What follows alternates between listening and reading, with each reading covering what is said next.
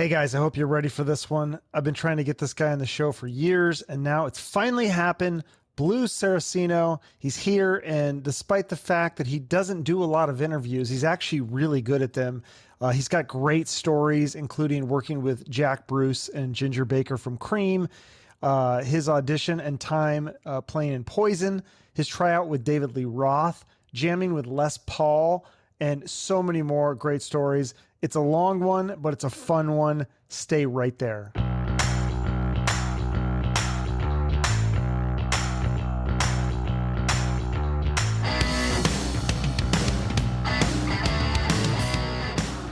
When I was a kid, and I played a little guitar. I sucked, and I gave up because of people like you. Because I'm like, I can't be as good as guys like this. But I took guitar lessons, and my guitar teacher, we worked on one of your songs from Hairpick. Yeah. Yeah, and then he went to, like, I think it was the NAMM thing, and he saw you there, and he got your autograph. So I still have that. Is that you? That's your autograph, right? Yeah. Yeah. Thank God it's not a check. Yeah, but yeah. Yeah, I thought that was like so weird. It's like things are coming full circle here. So yeah, it's been an interesting existence. I mean, I got to be honest with you. I mean, keep in mind, I started in Connecticut, so right.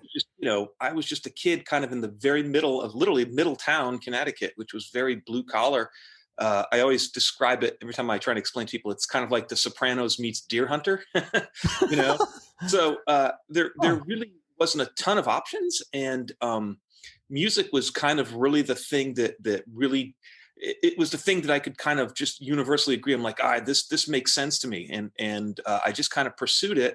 It was very frustrating because I wanted to get out of the gates so much faster than I did, and now that I have kids and my kids want to do acting, and I realize that is just the byproduct of wanting to live in the dream business. Basically, it's like, I've got kids and they are so talented. I mean, these, I'm like, honestly, like, just looking at it realistically, not with like parents blinders on. And it's still just very frustrating because, the opportunities have to present themselves. You have to make the opportunities present themselves so my point being is that, in retrospect, whenever telling the story, it always comes off like a really, like, well orchestrated story, and in reality it wasn't. It was literally no more complicated than, man, I got to get out of here because Connecticut is not going to be for me long term. And it was just one foot in front of the other, and then whatever opportunity presented itself, really trying to make the absolute most out of it. So it was kind of like a game of open doors game. You would just go through whatever came up. And so the crazy part is, at one point I was working with a manager named Brian Cohen. The guy was great. He was an outstanding manager, and he owned a music store called Brian's Guitars. I honestly forget. But he had connections with Michael Bolton, because Michael Bolton was from New Haven, Connecticut. And so at one point he had sent this demo that I sent out, and this is, keep in mind, guitar was very much in vogue at the time. You know what I mean? It was kind of like, how UFC is the thing now or whatever. But at one point, Michael Bolton was like, yeah, I'm going to, I'd work with this guy. I'd work on writing some songs with him, and let's get him a deal. And, so I was going to kind of go that path. And then I had this garbage car, a Dodge Lancer. And on my way driving into Manhattan, which was like a 2-hour drive, it blew a head gasket for the third time. And I couldn't make a writing session. This was before cell phones and all this stuff. So in essence, I couldn't make it because the car just, I didn't want to, it wasn't going to make it through traffic of New York. So I pulled over, I called my manager from a payphone, and he's like, yeah, you're probably better coming back. I came back, and at that point, because I didn't make the writing session, they were like, I don't know how serious this guy is.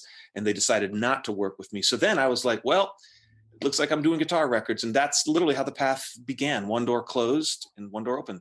But how did you tell the story about how your dad took you to this guitar shop, and he like, hey, look at my kid. He plays guitar. And then the guitar shop owner recommended you go to was it the NAMM music convention? Yeah. Well, that was, so I was working at, sorry, I got people just like text, like when it rains, it just fires, But anyways, so what happened was I was working at a stand. I was grateful for these opportunities. There was a guy named Ray D. Champlain who owned Creative Strings in, I want to say, Newington, He gave me a job when I was like literally like, I don't know, 11, 12 years old, something like that. I was so, part of it was he didn't want to hire me initially because I was so little and my voice was so high that he was like, what can I do with this kid? So my dad, who did carpeting, flooring, he ultimately went up to, he was like the guy that did all the flooring, and Ray was like, yeah, I need to get the store done. And my dad's like, listen, I'll cut you the deal, but you got to at least just, I don't, even if it's not official, so let the kid come down for on Saturdays, let him just feel like he's working at the store or something like that. But my dad was so adamant that, he just pushed the case, which was a great thing about my dad. He was so, he was just such a kind of a force of nature in that regard that the guy really didn't want to hire me, you know what I mean? And, so he basically was like, okay, fine, and so every Saturday I would get up and drive my bike, rain or shine, didn't care. It was like a 40-minute drive. And I would drive to that store, and it was like Disneyland. I mean, the guitars, and at least in the beginning of the day, the guitars were so shiny, and oh, I loved it. You know what I mean? I'd walk in there and I'd be like, oh, what new guitars were in. And I got to kind of soak it all in because it was just being around that environment. You know what I mean? It was like, I just learned from being subjected to it. There was all the latest, hottest players, and they had all the tricks. And I never would have figured, this was pre-internet. So, I didn't know how to do, dive bar squealies because I couldn't, what is that? You know what I mean? And then I'd see somebody do it and I'm like, that's it. You know what I mean? And so from there, I worked there for like 4 years. But the crazy part was that I could only go so far there because, and all these guys were phenomenal musicians that worked there. They were very much jazz based. And because they were so jazz based, I went the other way. I was rock based. I was like, it was almost like the war. It was like the East versus the West type thing. And they're like, yeah, I'd bring in some new band, whatever it was. And they'd be like, yeah, it's good, but you got to listen to this, Spyro Gyra shit. And I'm like, well, that is very good too. But this is fucking AC/DC, homie. You know what I mean? And like, so it was just, and we both had a mutual respect. It was like a very pleasant war of like, and in our own way, we were kind of bringing the next person up because we were like, so I was showing them like, here's some Richie Blackmore. And they're like, well, here is, some Al Di Meola. And I'm like, yeah, but you got to get that, Race with the Spanish Devil. That's when he's kicking ass. They're like, oh no, that's what he's just showing off. And I'm like, is he though? And so anyways, that was creative. And I was grateful to have the opportunity, but because I was kind of just known as the kid that drove his bike on the weekends to come down, I think I was making like $5 a day or whatever it was. I could only go so far there because there was also local guitar players that had more shine than I did. And they were really excited about them. And I was just kind of common fare. So at one point, my dad was buying something from Brian over at Brian Guitars. And he says, hey man, my kid is really, he's definitely, he's an exceptional player. You should hear him. And the guy was like, nah, I don't want to, So then at one point, my dad just brought me down. He goes, listen, go in the corner and play. And he knew I always played loud. So I just went in the corner and I just started playing. I just grabbed whatever there was and, no one could see me playing. And then the crazy part was when I was little, I would play and people would gather around because it wasn't, we didn't have Instagram. So it was like, if you heard a player that was kind of different than the norm, it drew attention. So I'm playing, there's people gathering around, and this guy Brian's going, who's playing? And my dad's like, yeah, that's my kid. You know what I mean? And so Brian, who just heard me before he even saw me, was like, he really felt that I had something a little different than other people. So from there, Brian was like, listen, I've got an idea. And he says, if you can get yourself out to a NAMM show, which is the NAMM show, for people who don't know, is the National Association of Music Merchants. And at the time, it would happen bi-yearly, but really the big one was January. You'd fly out to Anaheim, California in January, or I think it was Nashville in the summer or something like that. I don't really remember. But so he says, listen, if you can get out there, there's this company, Ibanez, and they have this is the up and coming company. This was right before, this was right like when Steve Vai was kicking off, right when all those like multicolored gems were going, and they had Joe Satriani, they had Steve Vai, they were getting Paul Gilbert, and they said, listen, these guys are really kind of on their way up. And he goes, I know the artist relations guy because Brian was such a phenomenal businessman that he, for a store his size, was doing like 4 times the numbers than any of the big stores were. So he says, listen, I'm going to call a favor and I'm going to get you an appointment with this guy named Rich Lasner. And Rich Lasner was the artist relations guy for Hoshino or Ibanez. And So I went back to Ray D. Champlain, which was the guy from Creative, and I said, "Hey, I want to go out to NAMM. I'm going to buy my ticket." My parents gave me, we had nothing. I mean, I think the ticket was like $400 or whatever, which at the time was like saying 2 grand, for us, because we were literally just living, not even month to month. It was like week to week. But my parents got me the ticket, and Ray was kind enough to let me kind of crash with them out there. You know what I mean? Which I was grateful. He's like, "Yeah, do your thing. I'm going to be out handling business." And so I had a place to stay, and I had a ticket, and I flew out to the NAMM show, and it was amazing because I left, dreary, cold Connecticut, with like, everybody's got, the mall haircuts and the chains on their tires and the big fluffy jackets, and all of a sudden I'm in Los Angeles, and I'm like, keep in mind, this was like kind of like, I wouldn't say the heyday of the hair metal, but it was definitely kind of towards the tail end, but still it was in full swing. So, the guys got the hair puffed up, the ladies got it. I'm walking around, guys are walking around with 2 girls on each arm. I'm like, this is heaven. I just couldn't, it was just, and it was California. So everybody was good looking. Nobody needed a jacket, and I was like, this place exists. What the fuck, And so anyways, I fly out there, and it was Friday. I flew out on a Friday. So it was Friday, Saturday, and Sunday. It was really a 4-day show. And really, back in the day, this was like the heyday of those shows. This was where people would fly out to. It was kind of like a boat show for boats. Like, if you want to see what's happening for the next year in the boat show, you go to the boat, you go and see it. And so this was, like I said, pre-internet. So we get out there, and so what would happen is everybody would fly out there. It was like an excuse to like get away from the families, and everybody would just go bananas for 4 days. They'd start drinking on Thursday. Friday was the pinnacle. And by Saturday, everybody was looking pretty toasty. And by Sunday, it was crispy out there, and yeah. So did you see a lot of like people that you recognize? Like, hell yeah, Paul Gilbert awesome. And all those people? Yeah. It was, well, keep in mind, at the time, there was only 3 magazines. There was Guitar Player, Guitar for the Practicing Musician, and Guitar World. And that was our internet at the time. That was our Instagram. That was our TikTok, because you didn't know anything. You were so removed. If you lived in the middle of Wisconsin somewhere, there was no kind of no mecca of sorts to go to, other than you just had to piece it together with what you knew in word of mouth and record stores. And, hey man, who's got can you get me a Tony McAlpine record? I saw his review in Guitar Player.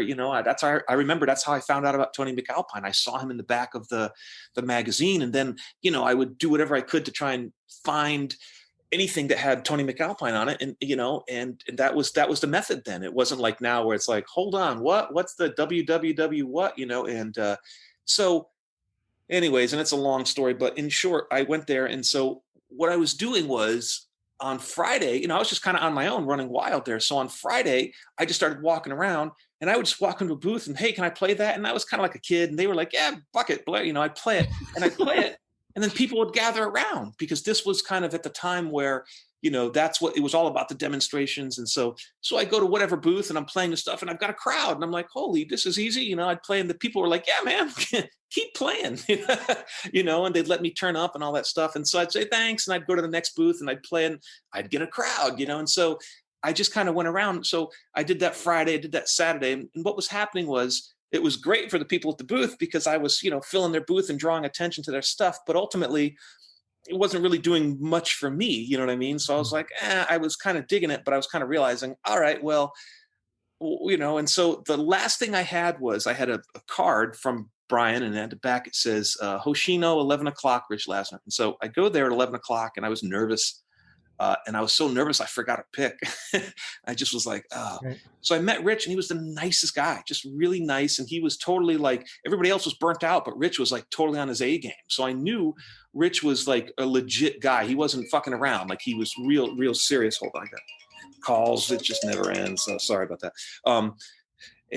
So I met with Rich, and like I said, he was absolutely 100% like, rock solid. And I was like, wow. And I really liked him.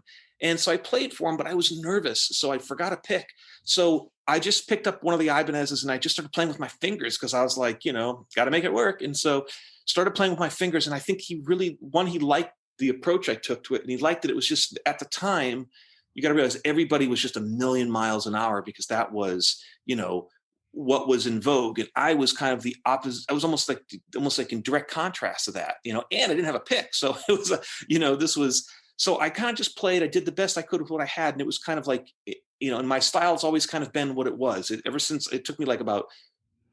I started playing when I was like 9, and by the time I was like 11, I kind of had the direction locked. And at that point, it was just bringing in more influences and getting the technique better. But it was just weird. It just kind of came out of the gate that way.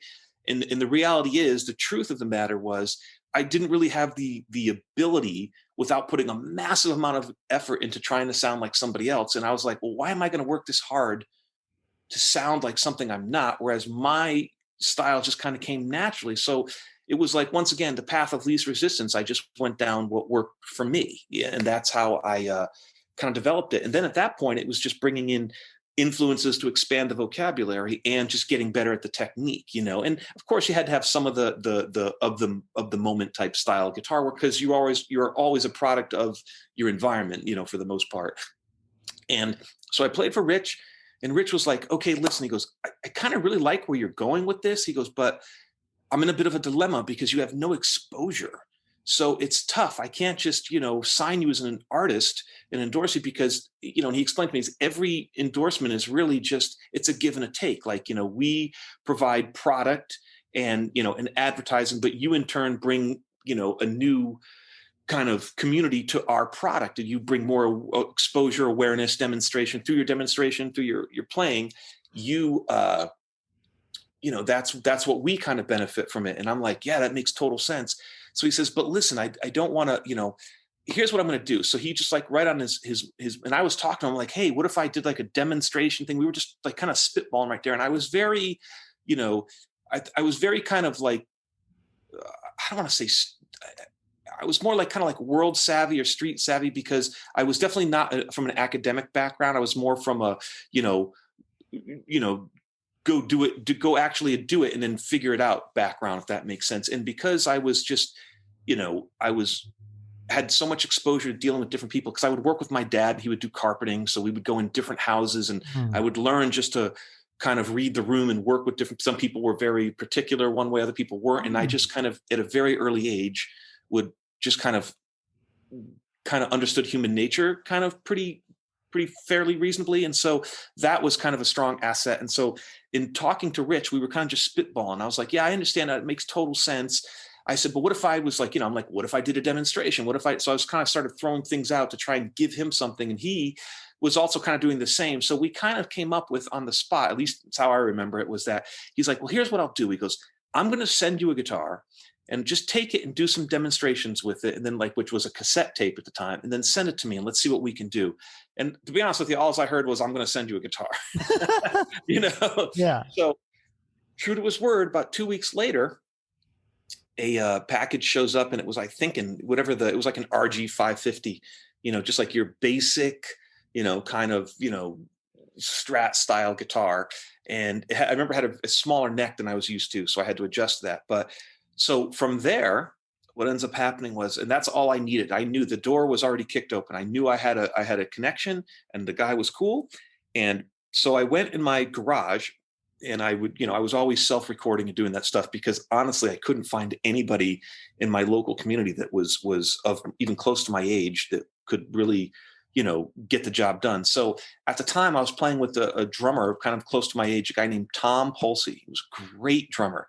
And he was, I think, from Newington as well. And he was kind of more, at the time, was much more of a jazz background, but he could, he could do all the like Hot for Teachers stuff and like that. And so he was, he still is, I'm sure. I've lost contact with him, but great drummer. So in essence, he came over, I recorded him with whatever I had. I think I had a Clarion 4-track.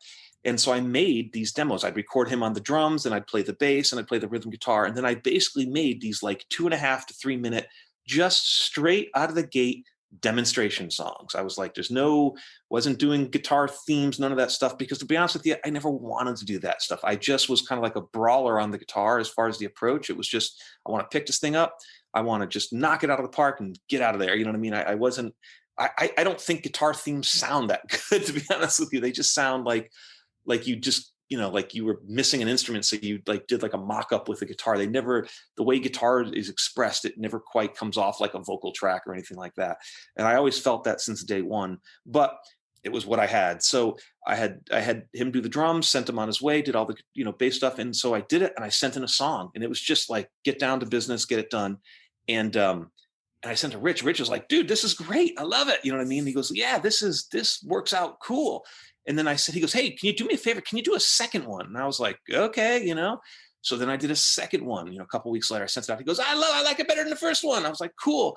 Then he's like, hey man, is there any shot you can do a third one? And at this point, the shine of the new guitar was wearing off. I was like, damn, kind of earning this thing here. You know what I mean? Like, I like the guitar, but okay, so I did a third one, and I sent the third one in, and he's like, okay, yeah. He goes, so he took him and he sent him out. And then, so what happened was, at the time, I made this demo and I did a weird order. I put almost like the most non-aggressive song first. I almost like started with a ballad because I just was like, let's try something different. I was trying to kind of break through the clutter and all the what do you call it? There was just a lot of chatter out there with guitar players. Every guy who had better hair than the next one, and they had cooler, brighter guitars, and they were faster. And, and it's like, I'm not going to go toe for toe against the Paul Gilbert. That's not going to work for me at all. That's going to not work out well for me,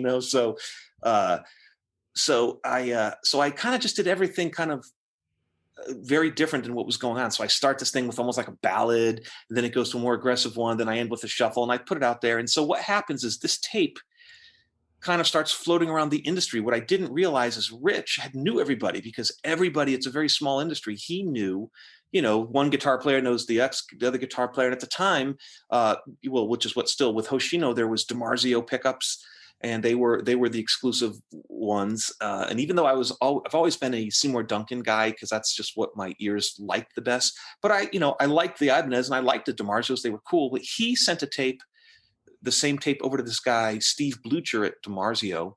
And Blucher liked the tape, and Blucher turned this guy onto John Sticks at Guitar for the Practicing Musician magazine. And unbeknownst to me, I didn't realize this at the time, but the magazine was they were trying to launch a guitar label, because they figured, hey, they were the biggest of all the three magazines. And they figured, hey, if we do this guitar, label, it would be great because we have like a built-in audience. And so John Sticks got it, and they called me and they said, hey man, is this you playing guitar? And because I was very young, I was like, I think I was maybe 15 when I did it, and 15 and a half or whatever it was. And I just kept sending in. And at the time there was no video to go with it. So, and I said, yeah, and he says, well, we basically started, I sent it in, like it got FedEx to him or something like that. I remember like it arrived, and like an hour later I got a phone call, because you could set it for like 10 a.m. delivery. You could pay extra. And of course I was so eager for the opportunity, I paid the extra. And so in short, this guy, John Sticks, heard it. And and I guess I just fit the perfect mold, because that's who they wanted to launch. They were real concerned about the first guy that they come out with, because they felt if they came out with some weak product out of the gate, no one was going to take the label serious. So they held out for a year, I guess, to find it. And then my tape came across their desk, and then from there it kind of bounced off. But not to go too far on a tangent, but that's how it all began. So then how did you come up with the Plaid guitar? Because that was a big part of your trademark, I think. Like all your guitars had the Plaid stuff on, and then you had the album that was Plaid. Yeah. I was in Japan with Jack Bruce and Ginger Baker, and I showed up on, I don't know, whatever day, let's say on a Monday. By Wednesday, somebody shows up at the gig with an exact replica of my guitar to sign. And it was like, it wasn't, painted weird, but it was like I had different parts on it, different neck, different color pickups, because I was an artist. So they would give me things that you couldn't commonly get, And then 2 days later, I'm signing the exact guitar. I mean, like it was literally, they had the scratches in it, everything. It was like the guy, I think must have took a picture with me on day one. And by day 3, he's got the guitar, real nice guy, and I signed the guitar, and I was like, geez, and then, so what was happening, of course, at the moment, Van Halen was the top gun. It was, Van Halen, Steve Vai, Yngwie, all the, was kind of ruling the roost there.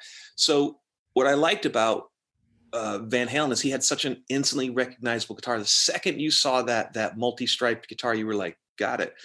And I wanted something that was instantly as recognizable. Zakk Wylde had the bullseye guitar. I think, or maybe this was even before that. I honestly, I'm getting older. I don't remember all the details. But so I was literally one day I was like, all right, I got to come up with something. I was sitting in the supermarket. I came back from Japan. I remember thinking, geez, if they're going to copy me, which they are, people are going to copy. There's no way around it. I said, well, if they're going to do it, they're going to earn it. It's kind of my theory. So I was sitting in the supermarket and I was just standing next to a guy with this big plaid shirt. And I'm like, that's it. That's what I'm going to do. So I went down to the local, bedding barn or whatever it was. And I decided, hey, I want to have a plaid guitar. And I called the guys at Ibanez. I said, I want to have a guitar that's plaid so that whenever you see it, you'll know it's me. And I could kind of run with it. And that's honestly how it started. And it was very hard for them to do because this guy, I think the original artist that I worked with was a guy named Pedro Cruz, who I think was the gentleman that was working with Ibanez at the time.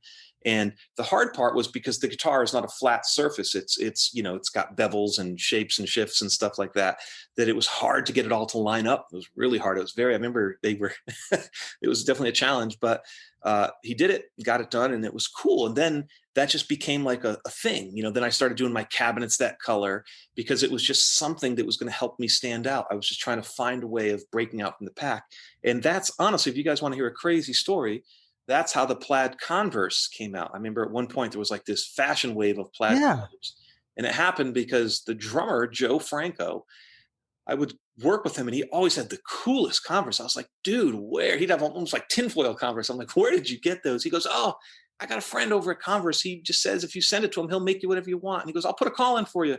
And he did. And the guy's name was Pete Dillon, nice guy. And I talked to him on the phone. I said, hey man, I use these plaid guitars. Can you make me plaid Converse to kind of like, match it? And I don't know what I was going for. I don't know if I was just going to like, in my mind, I was going to turn into one big like tartan fool or whatever. But anyways, he says, yeah, he goes, but here's the deal. You got to go get the fabric, And so I go down to the same place, the old bedding barn with the blue haired ladies. And it was kind of tough because you couldn't make the pattern too big or it didn't look plaid. And if you made it too small, it just looked like a checkerboard, and some colors work better. So I go down there and I pick like, 3-4 different things and I send it to him and I didn't hear anything for like, 2 months. And I'm like, I guess he just blew it off, whatever.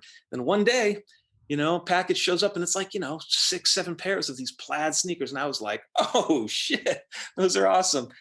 And then I talked to Peter Dillon about, 2 months later. And he goes, I just wanted to thank you, man. I'm like, thank me. Thank you, dude. I appreciate the sneakers. He goes, no, you understand. My bosses came in and they saw those things on the bench and they thought that was the coolest thing. And that's where the plaid sneakers came from Converse. Wow. Yeah. And he goes, oh yeah, they made millions off that. So, and did you get any of that money? You designed it. How to not make money with another terrible financial decision from Louis It's going to be the name of my book.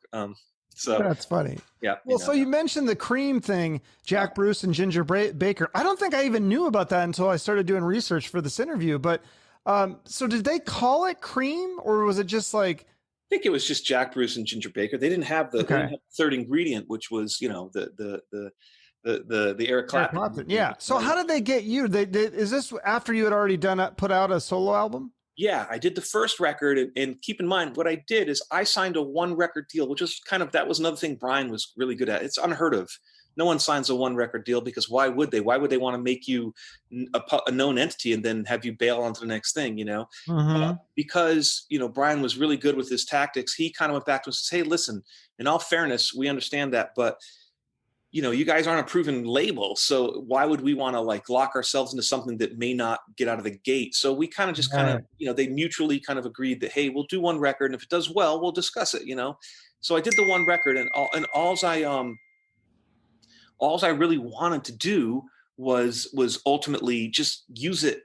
My whole point for doing it was basically to use it as a kind of like a calling card, a business card. Like at the time, everybody had like cassettes that were hand done, and some black and white photo. And all of a sudden, this was an opportunity for me to have a CD, which was like, damn, And so I did that, and it worked out great. I did the first record, and then it was working because I could go back to Ibanez and say, hey guys, listen, now that I'm going to do this record, I can feature your guitar on the album now.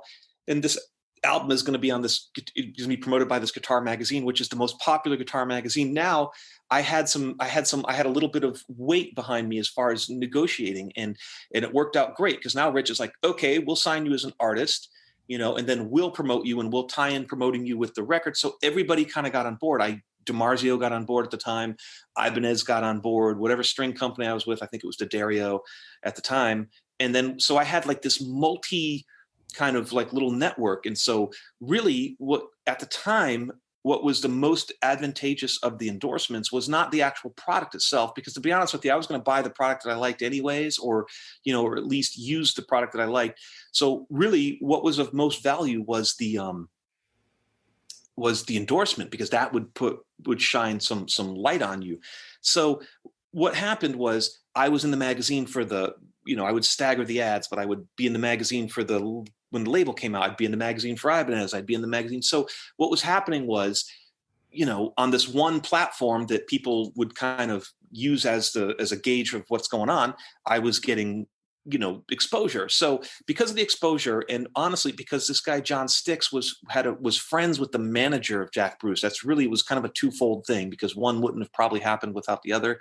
But John Sticks, which was the guy that I worked with on the record, knew those guys. He says, hey, listen, I've got this young kid, he's coming up, and he's in all the magazines, he's young, he's fresh, you should check him out. So I went to it was like kind of like a closed cattle call of sorts. They had all the heavy hitters from on the New York scene came into play, all these guys from other bands. And I was doing a photo shoot at the day over in, I want to say Staten Island, with wherever DiMarzio was. I was doing a photo shoot. So I got like hair and makeup on, I'm doing a photo shoot, and they get a call there. Hey, listen, they're holding auditions today. You got to get out early, and you got to get over there because I got you a slot for an audition. I'm like, and I had my guitar because I was using it for the photo shoot. So I was like, awesome. So I cut the photo shoot short. I hop in the car, I go over. And of course that day, I think the president was in town. And it was held like midtown at like SIR. And so I did real good until I got like about 2 blocks away, and it was just gridlock. I couldn't even park the car. I didn't know where to park the car. And I'm just stressing out because I'm trying to make the audition. I got fucking makeup on. I mean, it was just like, I look like, an extra from Rocky Horror Picture Show. Like, it was just like, I got a blue mohawk at the time. And so anyways, so finally as soon as I can get to a parking lot, I park the car. I'm, hustling down to a couple blocks to get to the place. I show up, I'm like 2 hours late, and everybody's pissed because I was the last guy there. The president of Epic was there. He wanted to go to lunch, and it was just a catastrophe. So I roll in, I got the guitar, I'm sweating, and they had an amp, and Jack was real cool. It was just Jack Bruce at the time. And he says, hey man, do you know any of my tunes? And I'm like, yeah, no, I don't, and he's like, all right, and I said, and of course I was like, but hey, listen, my dad listens to you guys all the time. If you just play something, I'll figure it out. And he's just like, what the fuck, So anyways, and I didn't realize this at the time, but Jack kind of loves controlled chaos. And I didn't really realize that at the time. So I just walk in, I know I'm already out. I know this, I'm just doing this as a courtesy so I don't come off like I didn't show up. I walk in, there's like some bullshit JCM 800 with no fucking gain on it to play. And I'm just like, Jesus fuck, So I turn the amp to its side, and I just literally take every knob and I just open it up wide open, because I figure that way I'll get the most gain out of it and I can play it, and it won't blare him out. So literally out of the movies, I go, just play something, we'll figure it out. And he liked it. He's like, all right, cool. And there was so he just starts playing something and I start laying into it. And of course the fucking tubes in the amp arc, because I had turned everything up and it was a rental amp. It just, and literally out of the fucking movies, the amp starts smoking, and I'm just like, you gotta be kidding me. This audition could not go any worse, and I'm just sitting there like, it was just uncomfortable and silent. And so they wheel the amp out and they go and they get a guy and they bring another one in, and like no one's saying anything. And it's just like, all right. So we just jam on some stuff, and I just throw what I got at it at the time, and I'm trying to like interject my style with the current stuff. And I'm like, so we jam for like, I wasn't, 5, 6, 7 minutes. It wasn't much, just on some, I don't even know what it was, just some groove, and they're like, okay, thanks. And I'm like, guys, I really appreciate the time. Thank you very much. And I just like, back out of the room and, and I'm like, whoo, that was uncomfortable. And I head home, and when I get home, there's a voicemail on my machine from the management. They're like, "Hey, this is such and such from the management. Yeah, Jack would like you to come in on Tuesday. We're gonna try some stuff. But he's told me this time. He says, learn the fucking songs, you know." And so they gave me like 3 songs to learn. I came in, and at that point, we were good, and that was it. They gave me this. If I remember correctly, they were kind of just gave me the gig on the spot, and it was just going to be Jack Bruce, and we were going to do like these, like club tour, like whatever, Okay. 350 seaters, whatever it was, nothing, just like a club tour from the starting at the East Coast to the West. And I was like, fuck yeah, this is great, because I had never toured. I'd never really been in that many bands at that point. I was in a local hair metal band or something like that, because it was the thing to do. But even that was not for very long. And so, and then as we're getting into it, so I'm just going to go on tour with Jack Bruce. I'm like the guy from Cream, the bass player from Cream, cool, and then the management gets Ginger Baker on board. Now it's a whole different game. They got Jack and Ginger to play together, which is 2/3 of like, the Uber super group from the late 60s, early 70s, or whenever it was.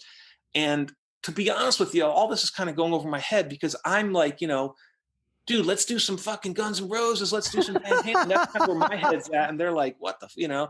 So I didn't want to play in like a group that like, my dad was into. I'm like, fuck that, But I like the music. I realized, these guys are good. I get why these people liked them. And I didn't really, the crazy part is, as much as I understood how good Clapton was, I mean, I just approached it totally different. I just was like going completely on another take, because it wasn't of my time. You know what I mean? I was kind of doing my own thing. So that sounds like that's what they wanted, though, right? that Jack loved it. What I didn't realize, because I keep in mind, I just walked in, met him for 5 minutes, and I didn't realize that Cream was really kind of like a jazz band on somebody with a blues guitar player, and like it was kind of weird. And like, so I, in my own way, was like almost like the perfect fit for him, because I knew nothing about, well, it was different. They were schooled. I was totally unschooled, and I was just kind of like just so wild, because I didn't know any better. I just came in like kind of like, almost like you pick a dog up off the streets and it doesn't know anything. It's just a fucking, rampant running dog. And that was kind of like, they kind of liked that. I was so left of center for anybody, because everybody that auditioned was great. They all knew the parts, and they played them note for note, and they, each guy was better than the next. And I just come in, and I'm, fucking doing dive bombs and pick slides, and, fucking, they're just like, what the fuck? This kid controlled chaos, like you said. Yeah, he loved it. He was like, this is perfect, and keep in mind, it was also for his solo record. This wasn't for Cream product. We were going to do some Cream stuff, but it was really for his solo record. So he was all over it. Enter Ginger Baker, and that was interesting. That was an interesting dynamic. So, and the stories go on. There's so many stories that it's crazy, and I've got some that are so off the walls, I don't even know if people would believe them. I mean, they're just so. Well, give me at least one. Jeez. Okay. Well, one starts like this. He comes in. He flies into JFK, and he had he collapses in the airport because his appendix bursts, Oh, so shit. I get a call. We were supposed to rehearse. So what happened was, we were going to play with Ginger, and then all of a sudden the tours went from like these kind of like smaller clubs to bigger clubs. I was like, all right, that's cool, because all of a sudden it was Jack Bruce. It was Jack Bruce featuring, Jack Bruce and Jack, with a Jack Bruce band featuring Ginger Baker. I think that's how it was. So all the Cream fans were like, oh, heck yeah, this is going to be awesome. And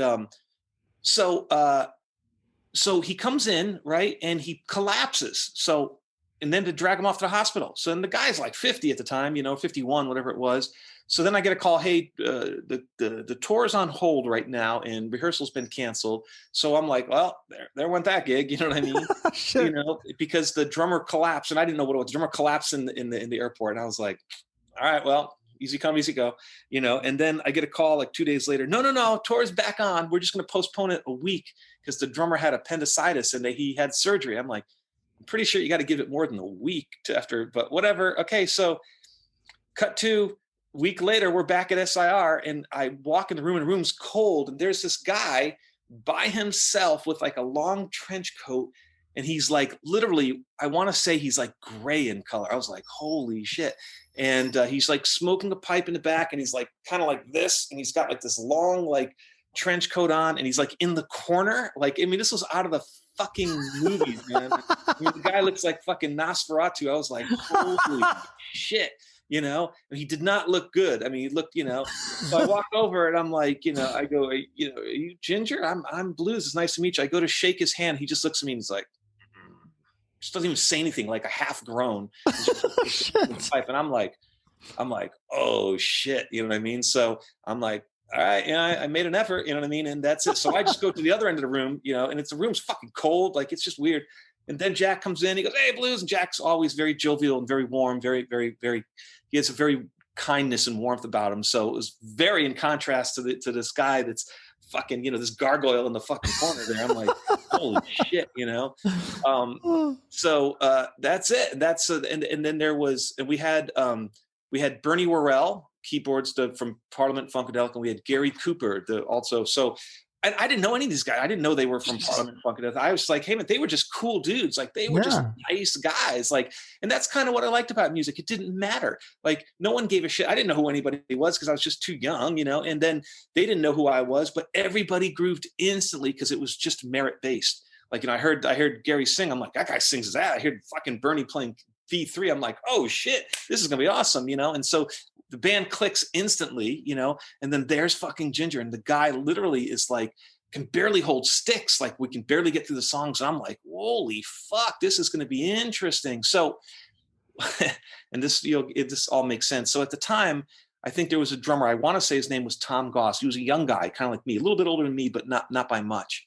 And so the plan was Ginger was refused. And so I didn't realize the dynamic between Jack and Ginger at the time. I didn't realize they were like an old married couple, and it was toxic at times, you know what I mean? And so Ginger refused to do any of Jack's solo material, which presents a problem because we're out there promoting a record on Epic, which is his solo record. I want to say it was The Hands of Time, I believe, or Hands of Time or something like that. So we're in a dilemma. We got a drummer that doesn't want to play and is really in no shape. He definitely was in no shape to play the new stuff for sure. I mean, he just was like rough for that, you know. So we ended up bringing on the second drummer. So we traveled with two drummers, and the plan was we would go out and we would play or no, that wasn't it. Okay, that wasn't the plan. No, that didn't happen yet. I take it back. Back it up. Okay. that happened after this first gig. Okay, so a little out of context. So we started doing the new stuff. Wasn't really working out, but we had to do it. And the Cream stuff, after about like day 2, we only rehearsed for like literally, maybe my memory's off, but I want to say like 3 days tops. Like we didn't even know the shit. I didn't know the shit. They knew the stuff so well because, you know, it was Cream stuff. They didn't even need to rehearse. They were just rehearsing for us. And I was like, Jesus, you know, we had to learn like whatever, 10, 15 songs, whatever it was. And they weren't hard. It was just, I just wasn't familiar with it because I didn't listen to it. So anyways, so here's the first gig. So this drummer is not looking good. I'm just like, man, I don't know if this guy's going to make the tour. It was not, you know. So anyways, we get in this bus. I show up late because it was in Manhattan. And once again, the traffic, I was in Connecticut. It was a 2.5 hour drive to get in. We show up, we leave Midtown Manhattan. We get on this bus. I'm late. And my dad pulls in late. We grab my stuff. We throw it. I just hop on the bus. Everybody's on the bus and they're all giving me a hard time because I was like, whatever, half hour late. Nobody's pissed. But anyways, I get on the bus and I said, fuck this. I'm just going to go to sleep because we were going to have our first gig was going to be in Washington, D.C. It was a smaller club. And I said, okay. And it's a bunch of older dudes and they're all sitting there smoking around the bus. And I'm like, I didn't smoke. So I was like, I'm just going to go to sleep in my bunk. And I remember the guy, the bus driver was like, hey, sleep feet first. And I'm like, why? He goes, well, if we crash, you won't break your neck. I'm like, all right, good to know. So, so I literally take the guitar and I was late. So I had 2 gig bags. I think I just went to sleep with the 2 gig bags like this. I was like, fuck it, you know? And I wake up about an hour later and I can't, like, there's fucking smoke everywhere. I'm like, holy fuck. I pop up on like the bus and I walk out and it was literally like Cheech and Chong. Those guys were all sitting there and it was closed. And there was so much fucking smoke because they were all smoking, like they would roll their own cigarettes, and Ginger would smoke this cherry bark. I remember it was cherry bark tobacco. It was like fucking, like, it was like putting your face next to like a fucking exhaust pipe. I mean, it was insane. And I'm just like, holy shit, this is not going to fucking work for me. I cannot spend 30 days on a fucking coffin of smoke, you know? So instantly I'm like, what the fuck, guys? This is, I know I'm the new guy. I know I'm the low guy on the totem pole. I understand that you guys are the shit. I'm not, understood, but fuck this. You know what I mean? You know, because I was just scrappy Yeah. It's just I wasn't, I didn't give a shit. I was like, there's no fucking way I'm going to do this. You know what I mean? That's just too much. So they are like, cool, cool. They crack open the window. And I realized the bulk of it was Ginger's fucking pipe, man. That shit was like, it was terrible. So he and I are instantly, we never gelled out of the gate, from the first part.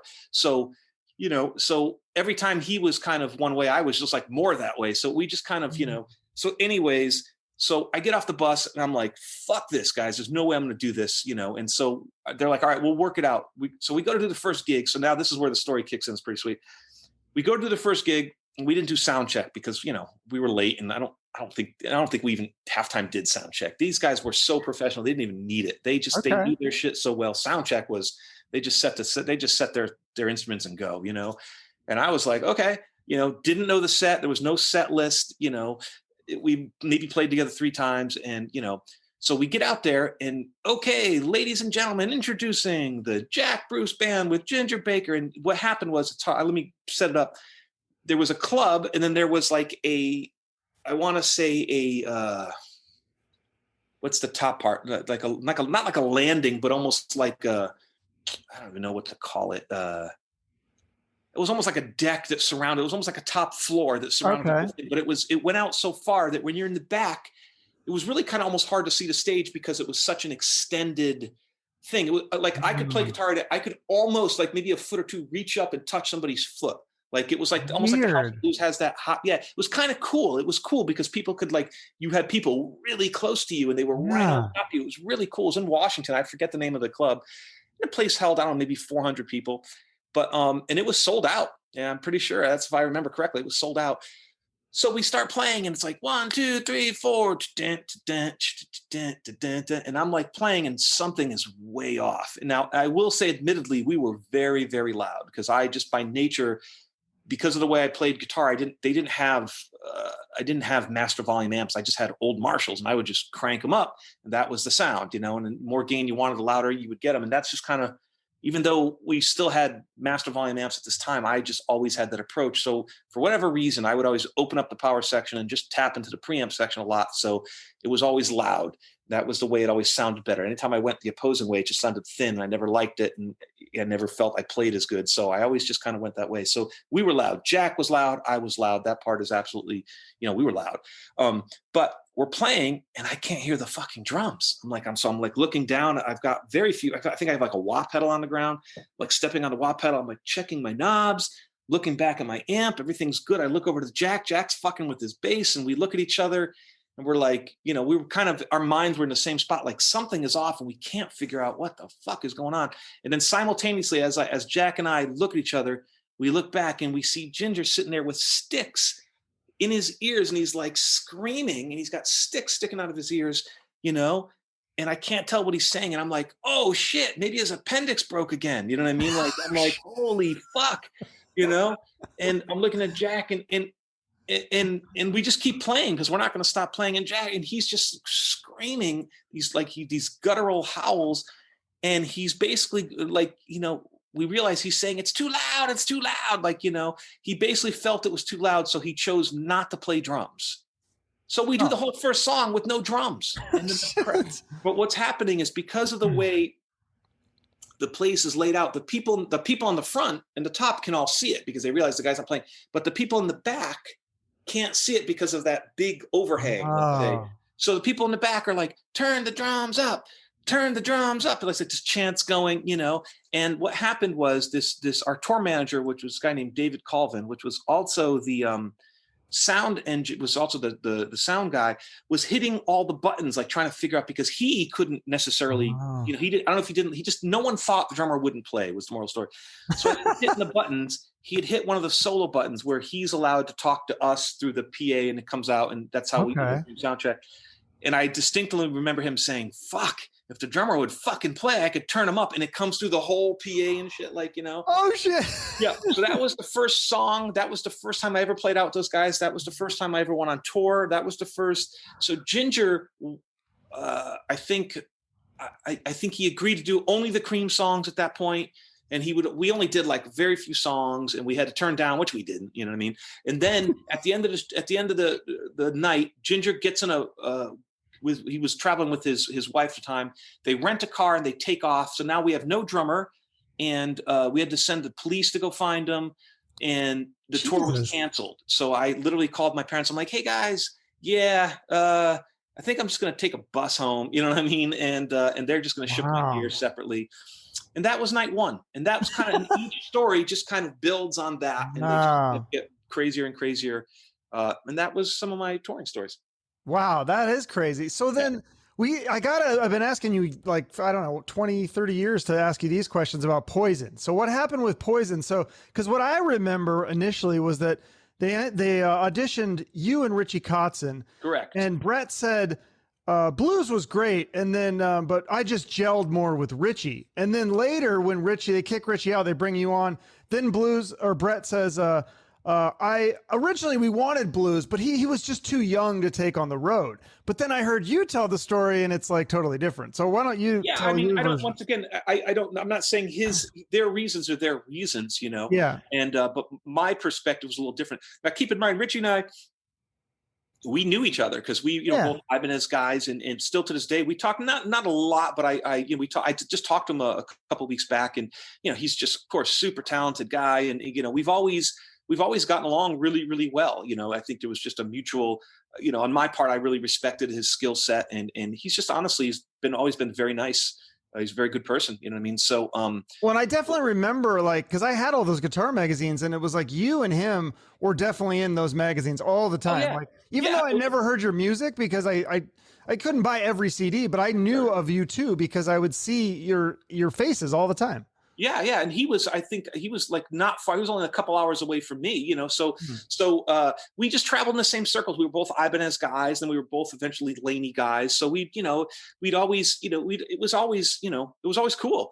And so I didn't realize that it was just me and him. So what ended up happening was basically this. I was living in Connecticut at the time, and I had heard that there was an issue with there. So of course I was reaching out, trying to get as many people, just trying to get in that camp. And actually the person that was really responsible for getting me in the door was Rudy Sarzo, believe it or not. Oh, I had him on the show. Nice guy. The nicest of guys. I mean, dude, Rudy's such a nice guy that if anyone has anything bad to say, you instantly know it's the person that's saying it that's full of shit, because he's just the nicest guy you're going to run into, and super talented, and just like, I couldn't say enough things about him, to be honest with you. But he basically, I think, threw my name out there, and they're like, hey, you should get Blues to come in. And I think, Rudy thought I'd be a good fit for that. So ultimately they brought me out. I flew out, I want to say 2 times. I flew out one time, and I was still with Jack at the time. So it was an interesting predicament, but I was with Jack at that point, probably about 5 years. I think I was like 20 or 21. So I think I went on the road with Jack when I was 16, maybe 17, but I want to say 16. I honestly don't remember. I'd have to, definitely at least 17 maybe. But so maybe I was with Jack for like 3-4 years. Cause at this point it was Jack and Ginger. Then it became Jack and Simon Phillips. Then it was Jack and Gary Husband. And so we got all these amazing drummers. I've been super, talk about a great gig. I mean, he played with the best of the best musicians. And so I got to play with everybody from Ginger Baker, Simon Phillips, Gary Husband. I got to play with all these different drummers, and they were all amazingly great, but just so different. So, like honestly, when I would play with Ginger, we would play so loud that you want to hear the crazy stuff. This is how I would keep time with Ginger, because we were so loud. Ginger, his hi was always on the up. Doom, doom, doom. He was always on the upbeat. So whenever I'd get lost, I would just look back, and I would just find, I just knew he was on the upbeat. All the other drummers, their hi-hats were on the down. Do you know what I mean? So that's how we would that's how crazy it was. But you learn to stick and move in that situation. But so anyways, fly out to California. I stayed out in Studio City. Of course I wanted to, I wanted to play ball. So I was staying in a nice hotel. I fly out, they come out. I literally learned I remember they gave me a cassette of the stuff, and the songs were really basic. So it was really just being familiar with the song. It wasn't the chords or how to play it. It was just memorizing the actual song. But also, important note to this, like, you flew out and put yourself up on your own dime. They didn't fly you, which is weird because they were a pretty big band and they only auditioned 2 people. Huge. So why wouldn't they pay for your plane ticket and hotel? Well, the music industry is a fickle beast. I guess so. And what I will say is the bigger in general, the bigger the projects I would work on, the more crazy it would be. Like, I always remember thinking, well, all right, this one's kind of crazy, but when I get to the next one, that's when it's going to all make sense. And they just, it's just not the case. You really, it was, if you want to join, if you want to be in the music industry, you definitely take a moment and think about it. Is all I'm going to say. So yeah, I flew myself out on my own dime. I think I was out like, $3,000 or something like that, which, keep in mind, I was not, that was a lot of money to me at the time. Yeah. I put myself out, and I had the management just send me a cassette of their live show.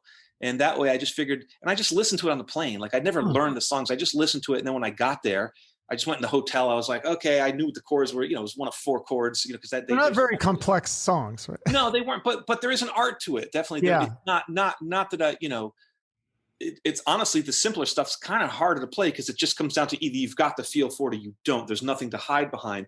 But the feel was no big deal. Like, it just kind of naturally, I felt, worked into my skill set fine. Like, it was just one of those few groups that I would be able to do that with, whereas I couldn't do that with if I had to play with Sting, I'd be like, oh shit, here we go. I got to get this homework here. You know what I mean? So then I came down, I played, and we got along instantly right out of the gate. Everything was great. And I came in. And so basically, I think the difference was this: it wasn't playing the songs. Playing the songs was easy. What they needed was a songwriter. That was really the deal, because CC was really one of the primary, was one of the primary legs that held up that structure, And Right. so what they really needed more than anything else, it wasn't a guy to play the parts or fit the image. It was a guy that could further write songs and continue on down the path.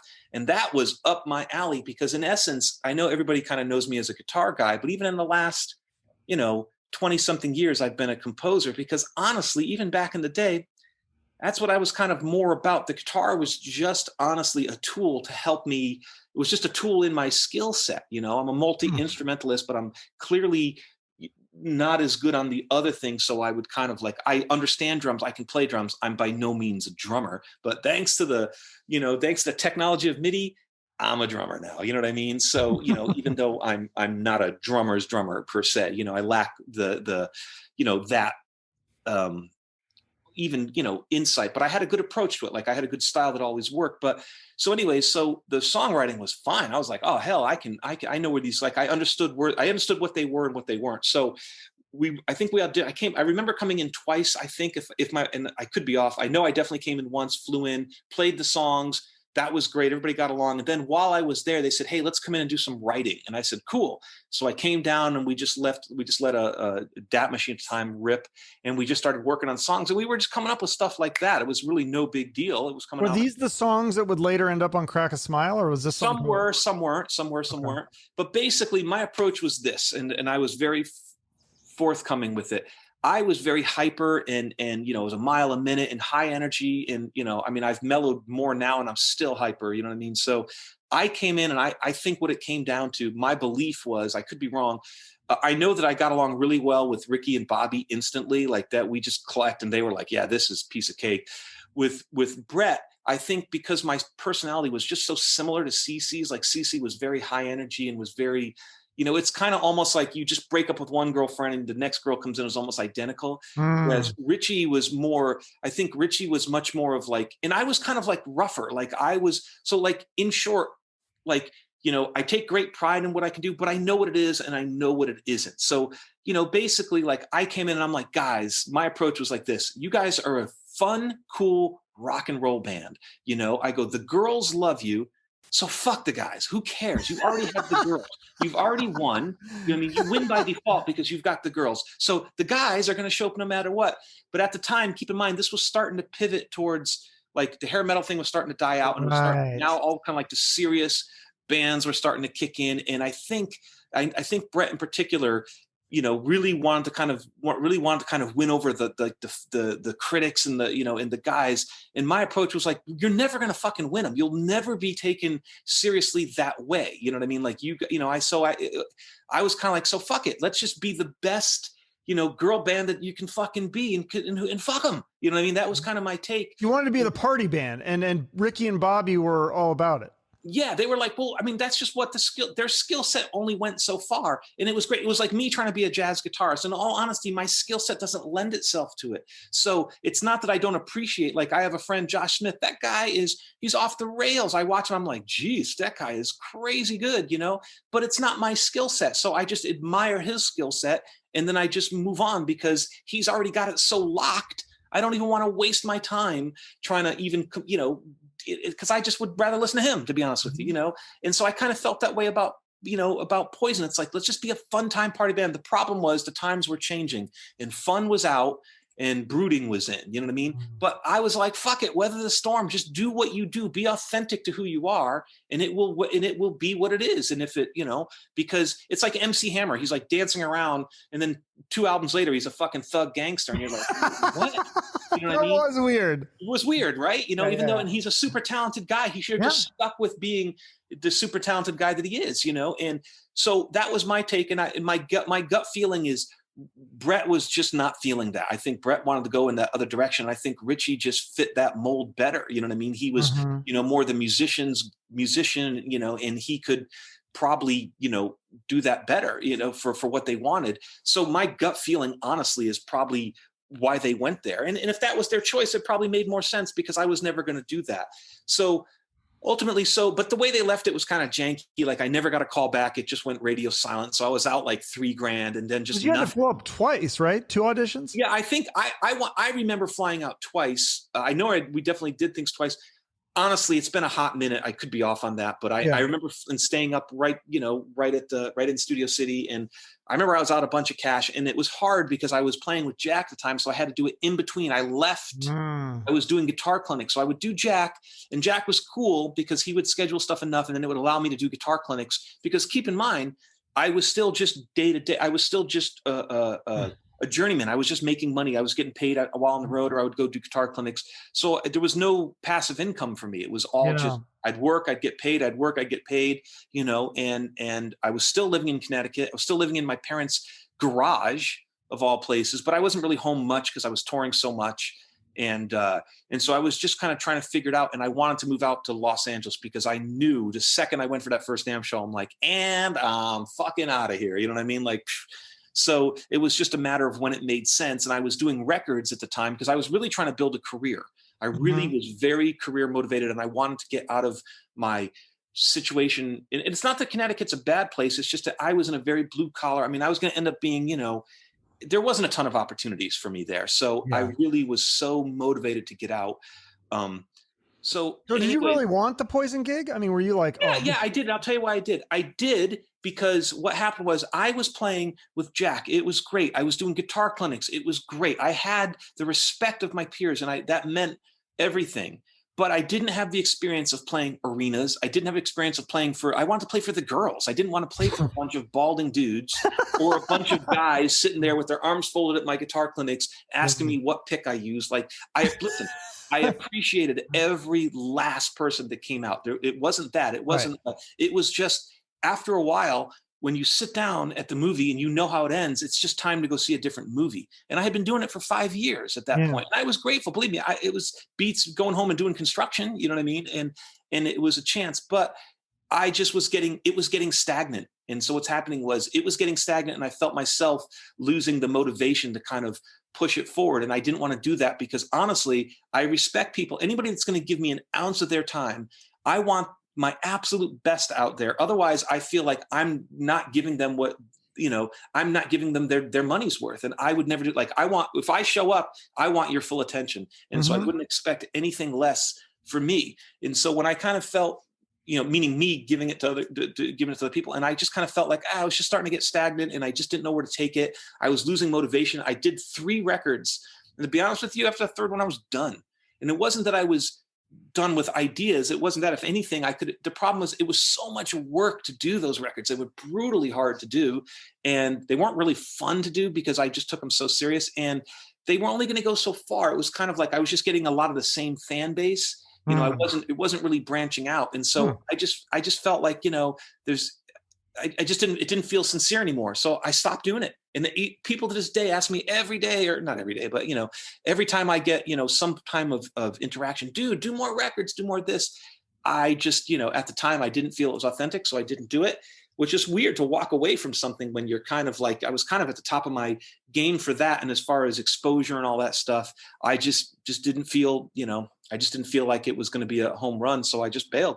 And, so yes, I did want to do the Poison thing because I wanted to play the stadiums. I wanted to tour. I wanted to play these big events, and I think the biggest I had played in front of was we did Tel Aviv, Israel for like, and they shut down. I think we played like it was an outdoor festival. It felt like, they're saying like it was like 20, 30,000 people, which was cool. And I liked that. I was like, oh, this feels comfortable. It was outdoors. And I love playing outdoors because I could play so loud. And outdoors is weird. The sound just goes out and doesn't come back. So you can play super loud and it's like nothing. It's weird. It was awesome, and I loved it. And so I liked playing the bigger stages because I just didn't have that experience as much as I wanted. So then Poison comes along. And so I auditioned for the thing and it just didn't end up happening. And they didn't even call me and say, hey, we're just going to go in a different direction. I just got nothing, fucking radio silence. Is that usual in the business? Because that seems unusual. Especially there is no usual in the business. Okay. That's really the truth. There is no one that says that. It isn't. It's different horses for different courses. That's really the truth. I worked with Melissa Etheridge. She was the nicest lady.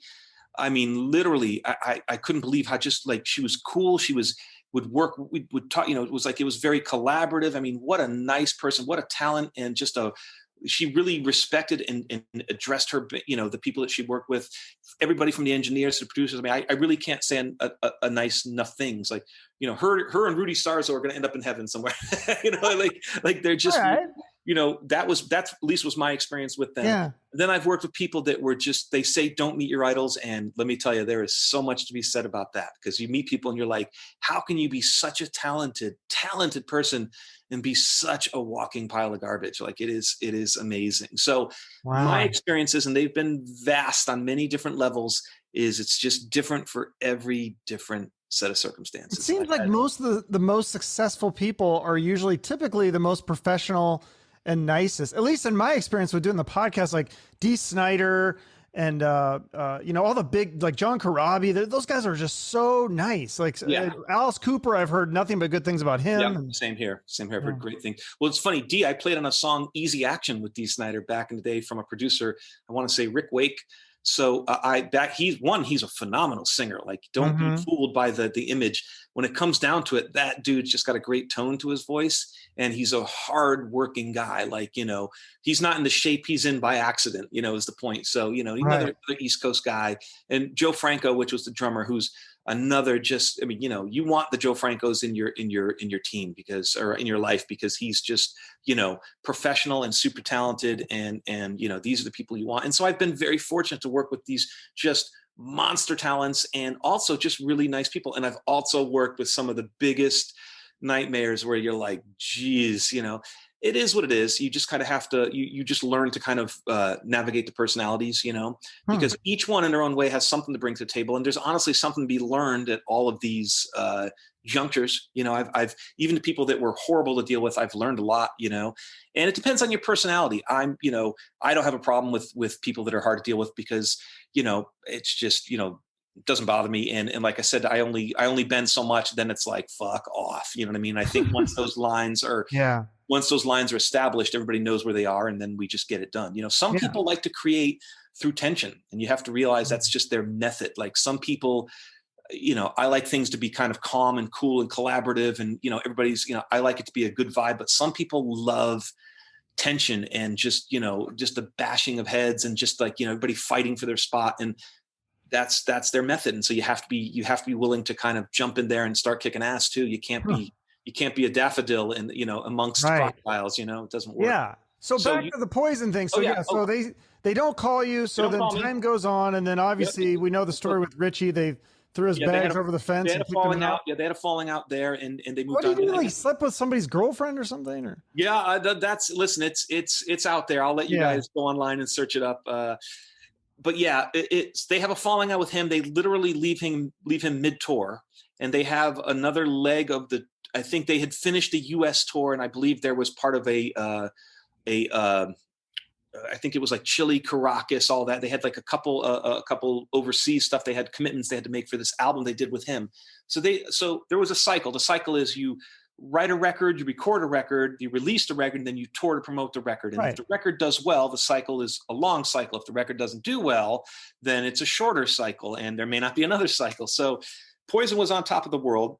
They brought in Richie. They kind of went in a very different direction, because I think that was really, I think Brett and my guess is Brett and Richie were kind of instrumental in coming up with that, would be my guess. I wasn't there, so I can't tell you for sure, but that would be my guess. They went kind of a different direction, which was different. I think a lot of the Poison fans wasn't necessarily, my opinion was, it wasn't necessarily what they were expecting.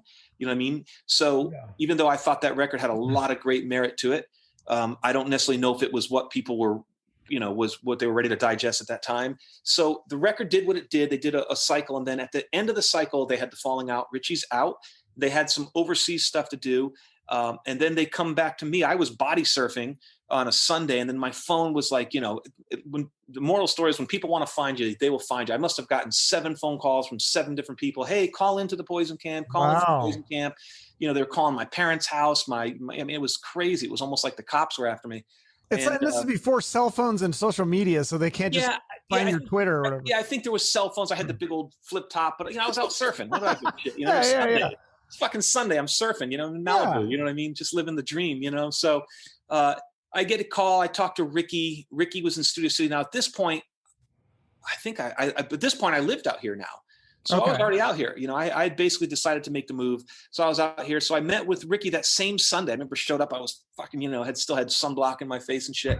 I met with Ricky. We talked, and Ricky was like, listen, man, of course, we always wanted you in the band, but it was really more of a Brett thing. I'm like, yeah, whatever. So here's what it came down to.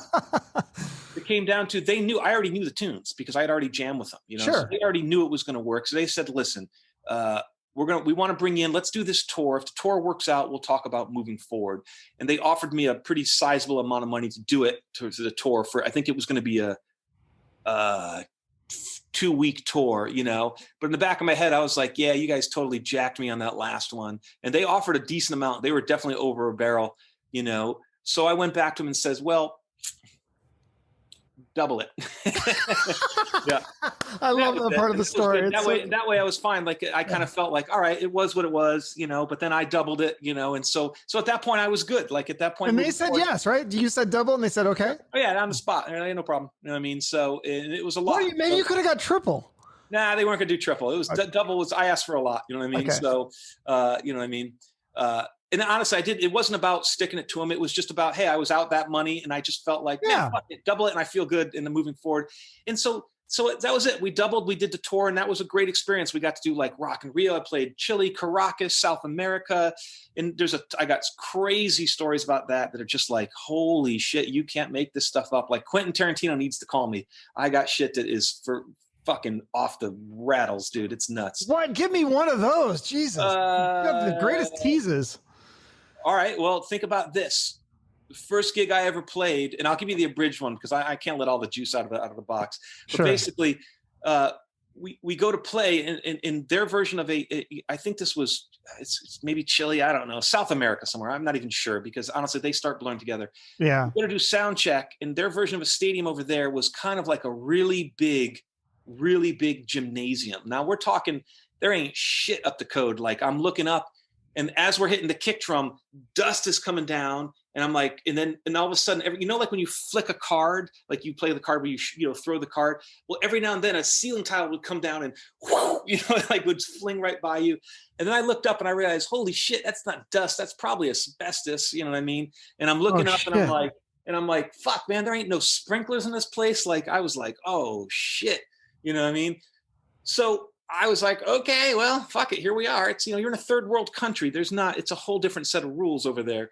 And so the first band comes on, and I'm like, well, I'm going to go check out the first band, just because I'm new to this. I'm like, yeah, let's go sit.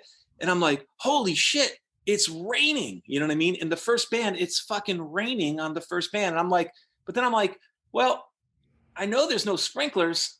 And I know there's a ceiling because I remember the fucking tiles coming down. And I look up and sure enough, there's a ceiling and there's fucking rain inside. It's raining indoors. And I'm like, what the fuck is going on? I thought maybe like somebody had a hose or something like that. And so what it was the crowd spitting on the opening band. That was their way. If they liked you, they would spit, What So, the fuck? right, and so I'm sitting there and I go get the other guys. I'm like, you guys got to see this shit, So there's four of us standing on the side of the stage, looking at them, looking at each other, and the fucking singer looks like a fucking glazed donut. Like, it was rough, man. Ew. Yeah, it was What rough. band was this? Do you remember? I don't remember. I think it was whatever. It was a South American band, Oh, very local. popular. Okay. They were a great band. I'll tell you that. I don't remember who they were, but I remember they sounded fucking tight, And I go look at those guys and I'm like, fuck this noise. You know what I mean? Like, I don't need the money that bad. I'm not doing this shit. You know what I mean? So the story goes on and on and on. But basically, you're in South America and the rules aren't what they the rules aren't what they are over here. And so the long story short is we went out and played because there wasn't a ton of options. I had like a skater hood on and I just pulled it tight. And so luckily by the time we got out there, I think they had lost a little bit of their verve per se, but they would bring lemons to rejuvenate the salivary glands and stuff. Wow. So, yeah. So that's how the tour started, and it just goes from there. So was Poison still in, this is like 93, 94. Are they still in like the party mode? Is Ricky still doing the thing where he points at the girls and then like they bring him backstage and stuff, or they've kind of mellowed out on that? First of all, it was a kind of an interesting thing. Came at the end of the tour. So I really only did the South America leg. And then I never really did the US stuff. We did a couple, like we would fly in and Brett and I would do like acoustic shows, like in, the B93 in fucking New Orleans, or so we'd play a stadium. It was just he and I playing acoustic guitar, but I didn't really get to experience the whole US thing because it wasn't my thing. And honestly, I didn't take part in any of that stuff. I always had, like, the crazy part was I always had girlfriends, so I wasn't in the band to get girls because I always ended up, for whatever reason, always had girlfriends, and I just wanted the experience to playing the thing. So all the silliness that went on, really, I wasn't a part of any of that stuff. I just never took part in it because, to be honest with you, my tenure with that band was really like this. It was a marriage of convenience. We all understood it, and we were all good with it. Like, those guys are it was like the three of them and me. So here would be a typical rehearsal. We'd go to a writing session. We'd go to a writing session, would come out great, and then it'd be like, all right, let's hit the strip clubs. I'm like, yeah, I'm going back home, going to sleep. You know what I mean? Like that. Those guys would go their way and do their thing, and I would just go mine. But everybody respected each other, and it worked. It was very smooth. There was no blowouts. It was just it was like a well-oiled machine at that point. And so the stuff that they did was really kind of on their thing. And I just kind of stayed had my own little world going there. So my time with Poison was very enjoyable. And I really have nothing but really nice things to say. I didn't, everything was totally above board. Everything that went to, everything was great, So yeah, it sucks that and you'd made this album I like it. I think it's underrated. And but it doesn't come out for like 6 years or something. I never understood that. Yeah, well, what ends up happening was that I came in and I was originally signed on. So we did the tour, and tour went great. Everybody got along really well, and I really just I have nothing bad to say. Everybody was really cool. I got along with everybody, and they were all really nice to me, and the crew was nice. Everybody was good, and there was no drama. There was no drama, no craziness. I don't have. Like, my crazy stories are about, like, on stage, like my crazy stories, like, to clarify, there was nothing bad. It was like, I jumped in the crowd once and I jumped so far in, security couldn't get to me. You know what I mean? So what happened was I was basically getting mauled publicly, because it was at the end of, like, these are the stories I've got. They were like I would run and I jumped off the monitor and I stage dove so far out there that I went past the security team, and so I just remember hearing this. And that was the security, like, trying to make way through because it was local security and they were trying to get me, but I was getting, like, pummeled because I was so far out. Like, just crazy stories like that where, oh my God, I mean, like, just, we played, like, we played Rock in Rio, and I thought we were going to, it was us and Aerosmith, and I thought we were going to play, like, we flew in on a Friday and then we left on a Sunday. I thought we were playing Friday and Saturday and leaving, but we weren't. We played the Friday and then we played the following Saturday. So we had a week where we're stuck in a hotel with, like, it was us, Whitney Houston, Robert Plant, Aerosmith, we're just sitting at the hotel and we're there for a week. Everybody's kind of there and you couldn't leave because there was so many people. it was like the Beatles. Like this was South Hmm. America. So one out of every three households at the time, I believe, according to the people that, our interpreters and stuff, they said, well, like out of every three households has a television. You know what I mean? So like when you go there, you're literally like the Beatles because they had never experienced anything like that. Like, we didn't go through customs, none of that stuff. I don't remember any of that stuff. I just remember guys showing up with like machine guns to like escort us places. And I'm like, holy smokes, this is nutty. But yeah, the band was cool and we got along very well. And so what happened was I was supposed to take a year. We did a tour and the guys were like, listen, this is clearly working out. Come join the band, and every cycle will just kind of cycle you in more. And I was like, that's fair. So the sad part is I had to go back. In order to do that, I had to go back to Jack and cancel. That was kind of the deal. And he had stuff Hmm. on the books. Now he had time to get a replacement. It wasn't like I wouldn't leave him in a lurch, meaning like, hey, you got 2 weeks. But we had stuff planned maybe like a month or two out. The problem was for Jack, it was hard because we had grown together as like a team. Like after playing with him for 5 years, like we never used set lists. He would just look at me. I knew he had kind of like almost groomed me to be, in that band I fit a certain thing, and we got along so well and everything was so good. So when I left, I had to leave because I had to make a decision. Either I had to go, I couldn't do both because Yeah. the schedules weren't going to work. So that was a very hard conversation. I had to go back to Jack and say, hey, listen, it's not, he's like, is it the money? And it wasn't the money. He couldn't offer me enough because that project just didn't pull in what this project pulled in. So even if they, adjusted the finances, it wasn't about that. It was, I just like, I need the opportunity to go play these stadiums and tour the world and travel on this level and have these experiences because I kind of feel like I'm just getting stagnant here, and he understood it, but I think it really hurt him, and that was just a hard conversation. There was no fix for it. Either I had to make the jump and do it, and otherwise I wasn't being true to myself, but then you Right. realize the damage you caused leaving. And it was just, there was no, so and keep in mind, his wife, Margaret, managed him. So we were very close. Everybody was very close. We were, I'd go there and stay at his house on his farm and stuff, and, I was so grateful for all the opportunities. It was just coming to a point where I had to go to the next level. And this, we weren't going to play, I wasn't going to play the, like as soon as I left that, I'm doing stadiums and then like we're playing with Aerosmith. So like we play and then they wheel Aerosmith out and we're outside and I don't know how many people were there. You can go on YouTube and look at it. All I can tell you is this was back when people did lighters. When they held up their lighters, it felt like you could see the curvature of the earth. That's a lot of people, That's pretty cool. yeah, they're saying it's like over 100,000 or whatever. I don't know. I wasn't there with a clicker counting them, but Yeah. my point was I wasn't going to get that experience the other place to play Right. outside, to play, and Yeah. then they wheel my cabin out and then I'm just sitting there like a kid with my legs dangling on like Brad Whitford's cabinet while they do the Aerosmith. And there's Steve Tyler doing his dance and he's like 20 feet away. And I'm like, this is cool. You know what I mean? Like, so I needed to do that because I had to, that was part of my journey there. So, but it was hard because there was definitely, I know Jack didn't talk to me for a hot minute. It was many years where I just didn't talk to him. I did, before he passed, I did Wow. run into him at the House of Blues. I went down and saw him play. Vernon Reed was like just shredding it up on the guitar. It was fun. It was a great show. That's surprising that he wouldn't be happy for that opportunity for you. Like, I think I mean, he he's was. already had his success. He's the bass player from Cream. Like, He was. I think it wasn't that. Jack's a very kind person. It wasn't that, or I say is because I realize he's passed, but he is. It's not that. We just grew together. I think he really, really appreciated what we have. We were like this ragtag misfit yeah. thing that worked. Like he really took me under his wing. He liked that I was just bananas with shit. Like I didn't realize. Like he would tell me things. I'm like, yeah, I guess that is kind of crazy. Like when I look back at it. Like I remember getting an argument with I got an argument with the president of Epic Records because over a principal thing. Like it was weird, because he was like, "Holy shit, you were nuts." I was like, "Oh yeah, I didn't realize at the time," but he liked that, and so I think he just kind of really just cared for this like situation we had. So it wasn't that he wasn't happy for me. I think he was sad that it just kind of came to an end, and Disappointed.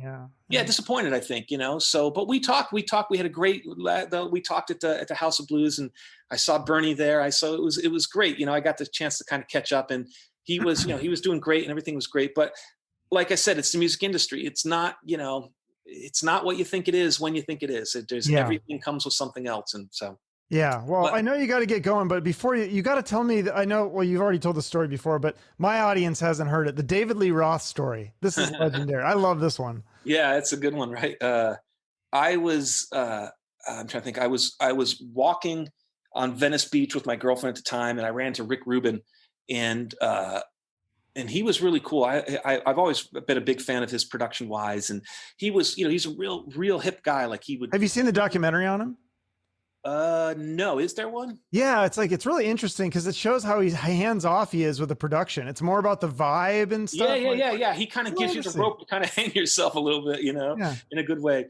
But no, this is how cool the guy was. Like, he'd already produced like, the Beastie Boys. This guy was like, he was the mega producer then, and I got hip to him from a band called Masters of Reality. I just loved that. Oh yeah. Isn't that, who's the drummer for that? It's, well, at one point, believe it or not, Ginger Baker was. That's what I was going to say. Yeah, that's what yeah. Well, it's really, for me, was about that. They did a record called Sunrise on the Suffer Bust. It was great, but I liked them because they were like, kind of like, it was Chris Goss was the singer. And man, that's, you definitely, if you're like a Queens of the Stone Age fan, which I am, because I know Josh, and I just really respect him as an artist. But like, you can see kind of like the template of certain things, and really like, I kind of thought, like, to me, Masters of Reality kind of felt like a heavier version of Cream, like a hard rock version of Cream, So I was instantly, and then I heard the Chili Peppers, and so the second I heard that Blood Sugar Sex Magic, I'm like, whoever produced this shit is on it, because he was smart enough to get the best out of that situation, And I think that, to me, is what a good producer is. They go in and they find a way of accentuating the positive, and whatever isn't great, that gets kind of put by the side there. So for whatever reason, I had run into him. I stopped and I talked to him, and we were talking for 2 seconds. And I mean, that's pretty crazy when a guy of that, success was still hip with all the guitar players and stuff like that. And so he said, hey, you should, fuck was it? I want to put, I think he said, hey, you should audition you should go meet with David Lee Roth.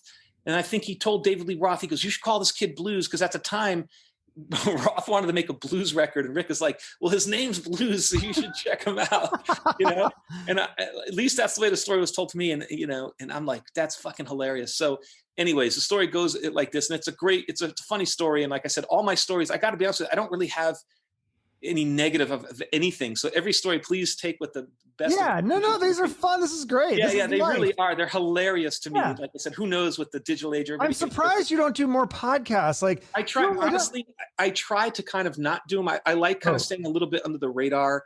And honestly, I have a very pretty, when I'm in my work, I'm almost like a method actor. I just like to be focused on it, and honestly, I have a family. I'm all about raising my kids and stuff. So I kind of decided to leave a little the in front of the camera stuff behind.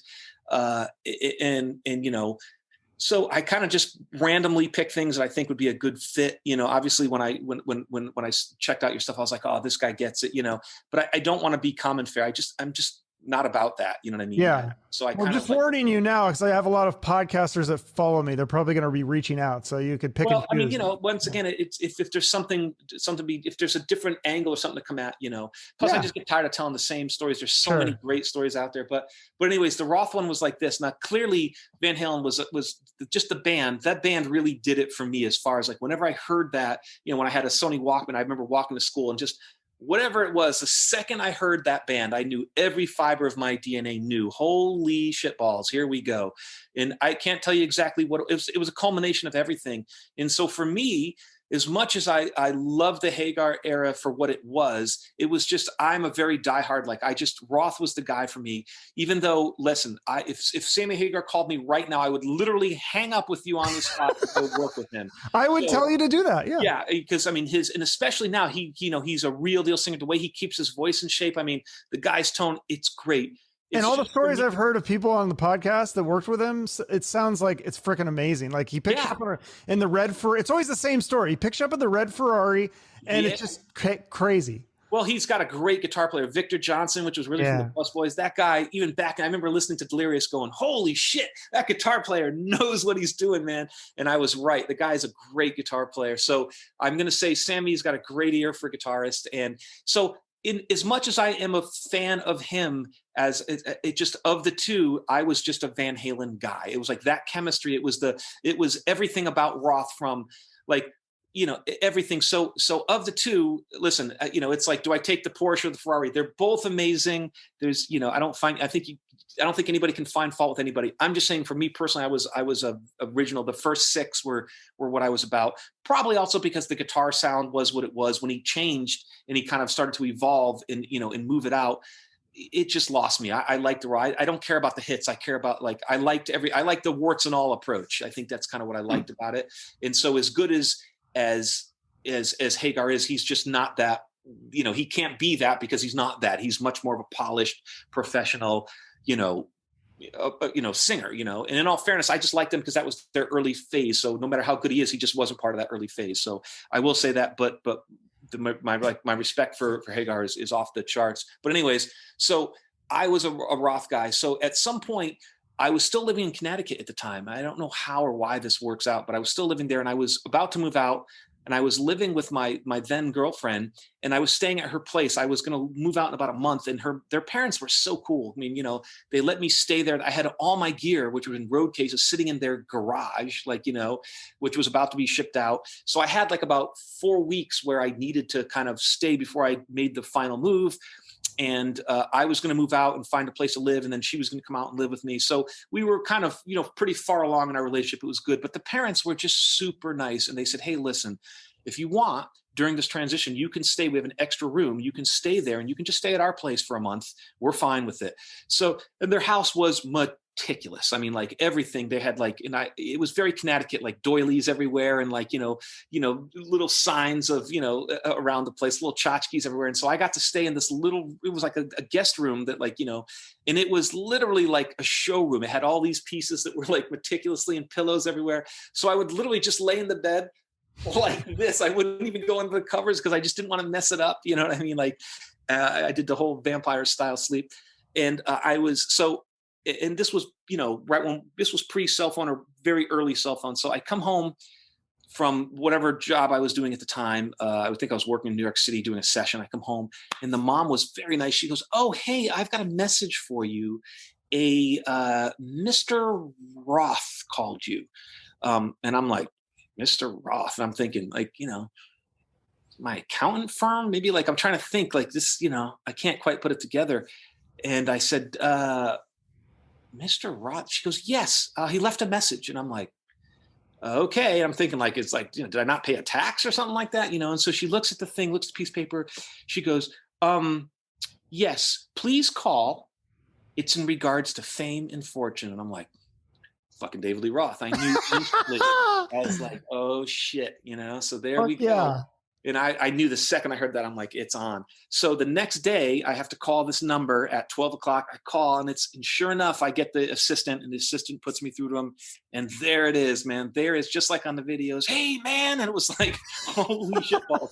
There is David Lee Roth. And he's like just going on. I mean, I thought I talked a lot. Holy shit. This guy was just, he was just going. And I was like, cause this is like, this is after the eat 'em and smile era shit. Like, this was like, I'm like, fuck yeah, So anyways, he says, "Hey, you got to come out, So I fly out, and I meet him. And my mom had a Mazda Miata. So this was it had to be around 1990, because my mom had a 1990 Mazda Miata, or 1991 or something like that. So anyways, they were living in Ojai, which is about, an hour and a half from LA. So they give me the address. I hop in the car, and I drive the fucking Mazda Miata with the top down, and it's like a fucking Tic Tac with wheels on it, And I pull up to the Roth house in Pasadena. It's got these massive, like, Casablanca style walls, and the door opens, and there I am.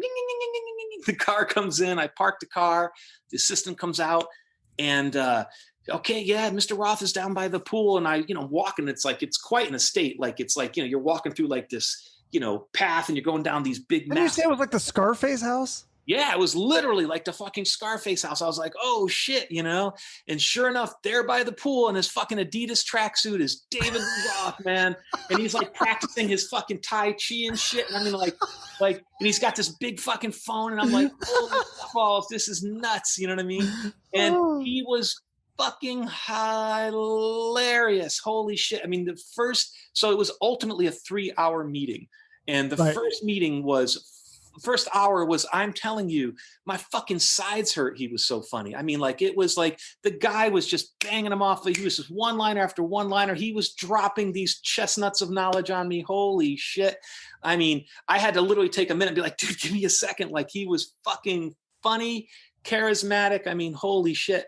And then now we're on hour 2 and I'm like, okay, I kind of feel like I kind of heard that before. Like, you know what I mean? Like, so hour 2 was starting to kind of get a little long in the tooth for me. And fucking hour 3 was like, holy shit, I'm literally being held hostage by David Lee Roth. Like, I couldn't find a break in the conversation to like scoot out. Like, it was my best analogy is like the movie's always, the record's always going, you just drop the needle and you get it, and then you lift up the needle and then you drop it again. Like, it's just going. And so, you know, by hour 3, I just had to get out of there. It was too much, man. But so anyways, we talked, we had a great time. I sent material. I don't think he liked what I sent in, and it just never went any farther than that. So that was that story there. But it was a great experience. And it was he was very kind and warm and funny, but it was like, whew, it was like drinking straight cranberry juice on that shit, man. You got to add some sugar every now and then, you know. But crazy. Yeah. crazy, wow. Right? Yeah. So you did a song with Vince Neil for a tribute album. Did you have a meeting with him, or is that one of those things where you just came in? No, that was through Bob Kulick at the time. Oh, okay. Yeah, really, really, that was very, very sad when he passed. That was a very nice guy. He really, he was just, he had a skill for putting the right people together. And so he brought me in. No, I did mine in pieces on that. I think it was like a session that I did. I mean, at some point I've done so many sessions, and even ghost tracks. Like, there's a lot of records out there where people will be like, hey man, you know, the guy in the band, it's not quite in tune, or it's a little out of time, and you just kind of come in after hours and you do a little touch up here through their rig. That happens every now and then. Less now, because now everything's digital and you can manipulate so much stuff. But at one point, you know, my career was like guitar guy, and then it became like session guy, and then it became kind of like producer guy. And then it just became like composer guy, you know what I mean? And everything was kind of working in tandem, but, so it just got to the point. The problem with the sessions was, once again, there was no what do you call it? It was no long-term money. It was just like, you do a session, you get paid. By the time you get paid, it's been 90 days, you know? So I was just a journeyman, and there was no income coming in via royalties or anything like that, because you're just doing sessions. So did you have any of those other like David Lee Roth, like kind of almost got the job kinds of things, auditions that you didn't get? I mean, there's probably tons. I mean, I can't tell you how many times I almost went on the road with Melissa Etheridge for a hot minute. That didn't pay, you know, there's a lot of them. I mean, dude, if I went through all my swings and misses, there's plenty of them. But honestly, I forget. There's so much. It's like, it's hard to explain to people. It's like, you know, like, what fork did you use yesterday when you ate breakfast? You're like, how about a week ago? Or how about a year ago? How about, you know, honestly, the way I approach music is, it's just, I'm very, you know, I'm not a method type. I'm not a template type of guy. Every day it's almost like an etch a sketch. I just wake up and I try something new and different, and that keeps it genuine for me. So the downside is, you know, I read an interview with this guy, Vic Steffens, that engineered and mixed the second record. I believe it was the Plaid record. Great guy, super nice guy. I'm so grateful that I got to work with people of that caliber, because the record wouldn't have sounded that way. But he did an interview, and I read it online, and he was telling me about gear I used. I forgot. I didn't even know I used that shit. I forgot, you know, but I trust his memory more than I trust mine. He's like, yeah, Les Paul was used here or there. I'm like, did I have a Les Paul? I don't remember. I just don't, you know, I just don't, because it's one of so many things that I've done. And I'm just like, I kind of feel like a true artist. What was the saying? John Lennon is like, I'm an artist. Give me a tuba. I'll get you something out of it. You know what I mean? Like, you know, like, that's kind of just the way I approach it. I don't give a shit. It's all just, you know, throw it at me and we'll figure it out. And I think an artist takes the best for whatever that situation is and figures something cool out of it. And that's what keeps it young. I mean, I'm not, you know, I'm not 17 anymore. So now I have to approach it that way, or otherwise it's just a job. And at which point, I don't need a job. I've been working long enough. I've done fine. I don't necessarily have to do sessions anymore if I don't want to. But I want to, you know, just part of being an artist is just approaching things that way. What are those highlights? I mean, didn't you also say you jammed with Les Paul? Speaking of Les Paul, you jammed with the actual real guy? Yeah. No, he's a super nice guy. He invited me down. And as a matter of fact, you want to hear a funny story about this one? This was during the Ibanez. I've got a picture of it somewhere. I think it's on my Instagram. There's a couple pictures of it. I think I put one up because I told somebody the story and they're like, no way. I'm like, dude, just go look on Instagram, man. And John Sticks, which was because keep in mind, John Sticks was the editor of it. Was really Guitar for the Practicing Musician was his thing. It was his baby. He ran that show. There was a lot of other people that, in Cherry Lane it wasn't just him, but that was really kind of his baby. So, he would do these interviews with people like Joe Walsh. Like he played Joe Walsh Funk 49. I'm a huge Joe Walsh, like the James Gang. Fuck yeah. Like, let's do that. I mean, that guy, he made that guitar sound like a beast. I mean, I just love the way that guy played. And his intonation was so good. He would bend right into tune. And I was like, how do you do that? I just thought that was great. And I loved the tones he got. I loved the James Gang, especially James Gang Rides Again. That record for me was the shit, but everybody, the drummer was great. Bass player was great. But anyways, he did an interview with Les Paul and he played him some of my stuff. And Les Paul was like, dude, you have him come down and play, And so Les Paul requested that I come down. And I was like, well, I'm not about to turn that down. So there was a place called, I want to say it's Fat Tuesdays in New York. And I remember it was a rainy day. So we lived in Connecticut. My dad drove me down. He had a 59 Paul at the time. It was a quilt top one. It was a Les Paul in really good shape.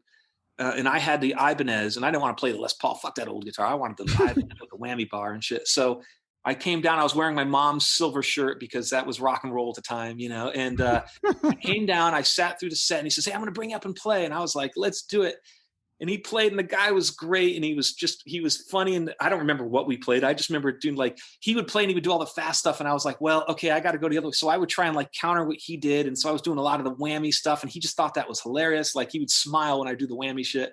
And he had a whammy bar, but it didn't do the same thing. Or I think he did. I'd have to even look at the picture. I don't really remember, but I remember whatever I do, he would smile, and he would do something. He would outdo me. And it was like, oh shit. You know what I mean? So it was just very fun and very nice. And I was really appreciative of the opportunity, because how often does Les Paul invite you just to come play because he heard your stuff and wanted to jam with you? I was like, well, that's pretty cool. So at the time I had my Ibanez, which was what I was playing. And my dad had that 59 Les Paul that was in really good shape. And so my dad brought a Sharpie, and he took a screwdriver and he took the pick guard off the 59 Les Paul, and he's holding the pick guard, and he says, "Hey, Les, that was, I really appreciate you doing that with my son." It was like, for my dad, he was loving it because Les Paul asked his kid to play. So he was like, so this is how crazy my dad is. My dad's got this pristine 59 Paul quilt top. I mean, this thing doesn't have a ding on it, He pulls the pick guard off, and Les says, "You want me to sign the Les Paul?" My dad goes, "Fuck that, sign the guitar." And he hands him the guitar, and right under the pick guard, Les Paul signed it Les Paul. So you could put the pick guard on and you wouldn't see it, or you could take it off. I guess Les knew to do that, And I go to my dad, I go, "Do you realize that's," he goes, "I don't give a shit. It's a guitar. Fuck it." So we had a 59 Les Paul signed by Les Paul, which we sold to buy my mom the Mazda Miata that I drove to the David Lee Roth thing. So, so full circle. Yeah, because we didn't have any money, you know what I mean? So we sold the thing. So I guess you can say because of Les Paul, no, I don't know. But anyway, so we signed it. And so somewhere out there in the vintage world, there's going to be a quilt top 59 Les Paul in great condition that's got Les Paul's signature on it. And know that my dad fucked you guys over on that one. So there you go. Yeah. That's awesome. Or he had the greatest, one of the greatest guitar players of all time sign your Les Paul, depending on how you look at it. Yeah. So we looked at it like we had this, we had so much respect for him just as what he's, just as a player and what he's contributed to the guitar community that, that's just how my dad was. That's the respect he had for him. Like, no, don't sign the pickguard, sign the guitar. And this was, even at the time, was the unicorn of guitars. And that's just kind of how we are as people. Like we just, we appreciate art and artists. And to be honest with you, even guitar players that you guys think suck, I probably like them. You know what I mean? Because I just like guitar and I like musicians and I like all this stuff. So, I'm so amazed because, like I said, at the beginning, I tried to play guitar and I'm like, I can't play like these guys. I'm like, you guys do. That's why I'm so amazed by guitar players like yourself. Like it's just no different. I go on Instagram and I'm like, it's gone nuts. I can't, it's not, and I wouldn't say that I can't. It's just that I don't want to spend the time to have to build up that skill set. I don't know, because I saw a video of you. It's crazy. I heard you say that at one point you gave up all your guitars, but I saw a video of you at NAMM just like a couple of years ago, and you pick up the guitar, and I'm just like, my jaw is dry. And I see all the guitar players do this stuff all the time, but every time it's amazing. And I felt like that one especially, it's like a 2-minute video. I don't know if you get paid for that because it's got like 80,000 views or something, but you would just shred. And it's just like when you were a kid, all these people are gathering around and Yeah, watching. It's I don't know. awesome. And I guess I've just always had a thing with it. I'm not, it's hard. Like I respect it. So I take great pride in it. But at the same time, I'm not curing cancer here. You know what I mean? So it is what it is. But there's some videos, I have some videos that have 33 million views. Like the crazy part is like, if the stuff that really gets out there is like the stuff that I'm doing now is all like the TV and film stuff. Like Yeah. we were trying, I think if you get 65 million views or something like that, you can go gold. I'm close. I think on one song alone, I'm up to like, I'm like 10 million away or something like that. And then I can get certified for some stupid award I don't want anyways. You know what I mean? But Yeah. anyway, So is that like, cause you have like, Dogs of War, and I've yep, listened to your Spotify stuff like Devil You Know, The Grave yep. Digger. I like this as like, I don't know what you call it, like it's like a spooky kind of country modern. It's kind of like Queens of the Stone Age. Dark country. We kind of, Yeah. and the crazy part is that's really the big story that no one's hip to. Like that, which is a whole nother podcast within itself, is the whole music, television, and film. The way, Yeah. because part of being an artist, and this is like the crazy part about anything, is like, if you want to be a musician, I have to constantly reinvent. So I have to become an engineer, a mixer, a guitarist, a bassist, a drummer, a keyboardist, a singer. I have to write lyrics. I have to write, then you have to get the right stuff, because at the end of the day, it's really merit based. If I put something out in the world and it's not that good, no one gives a shit. You know what I mean? You have to fight through everybody else and all the Adeles and all the, Billie Eilishes. You're competing with these people. So you have to bring something that is of caliber. And I've had to do that since I was 15. My tape that I had in the beginning had to be good enough to want them to start their magazine with that tape. You know what I mean? Like that. So, that's kind of why I kind of feel like I was always kind of like, I took a bare knuckle approach to guitar, because I've always just had to scrap my way through it. And then as life changed and as the industry moved, I had to adapt and change with it. And so now, I kind of feel like I've worked my way to a really good spot in the TV and film thing, considering I've been able to buy houses and raise family, off of ultimately, creative work. I mean, that's a good deal for me, you know what I mean? And it's definitely, not been without its challenges or its sacrifices. You definitely give to get, you know what I mean? While everybody was out playing and going to college, I was on the road touring, grinding it out, you know what I mean? And I've never stopped since I was, since I've been a kid, so there's that, but it's allowed me to, afford medical insurance for my family, you know what I mean? And my wife wants a car, we buy her a car, you know what I mean? Like, so there's been certain advantages that have really worked well, but it's not free. And that's really the interesting part. The interesting part of more than I know the guitar stuff is the fun stuff, but it's really the television and film is really where the stories kick in for a lot of stuff. So it's been good and it's been fun. And I've had all these great stories and hopefully we'll continue more. But yeah, you're right. At one point I got rid of all my guitars. I just was done and I just didn't want to do it anymore. And at that point I was just taking on work that was just going to be, to just pay my bills. At that point, it was like, okay, I've got a mortgage at this point. I sold all my guitars, got rid of them all. And I was friends with Dweezil out here and he always had a whole bunch of guitars. So I kept one guitar. And whenever I would do sessions, I just call him, hey, can I borrow a Strat?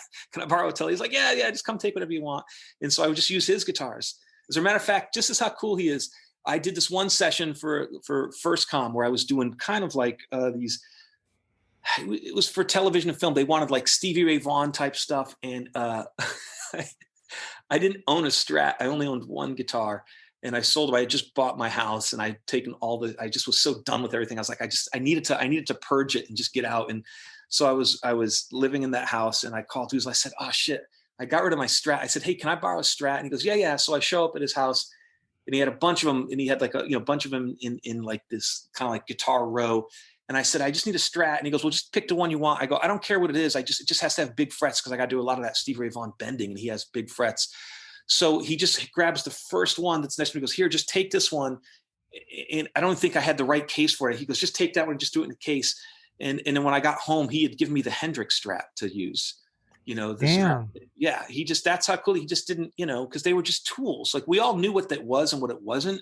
Yeah. But like when you get to a certain level, when you're in the room with these, like when you're in the room with David Lee Roth, he's no longer David Lee Roth. He's just that guy. You take him as an artist at that point. Right. You have to be able to check all that shit at the door, and I work with Melissa Etheridge or Ziggy Marley or whoever it is. You have to meet with them. You kind of get a feel for who they are. And as an artist, and then your job is to, well, how do we, or how does my contribution make this artist's thing better, And so I think part of, and no one ever talks about this stuff, but that's what being an artist is you meet with people, and it doesn't matter whether you've sold 1 million or 10 million or none. It's just about the true art of it. And that's what I like. That's kind of why. So that's why I just think it's funny. It's like, oh yeah, grab that. It's a Strat, you know what I mean? Or whatever. Okay. It was just a Strat with big frets. And so I'm sitting there playing the Hendrix guitar, and he was just kind enough and he just wasn't precious about it. It's like, here, take it, do your thing. And then, then when I was done with it, I give it right back. It was no big deal. You know what I mean? And that's kind of how I think, that's kind of why we've always gotten along on that level, because we've always just, when I first moved out here, he was one of the very few people that I knew.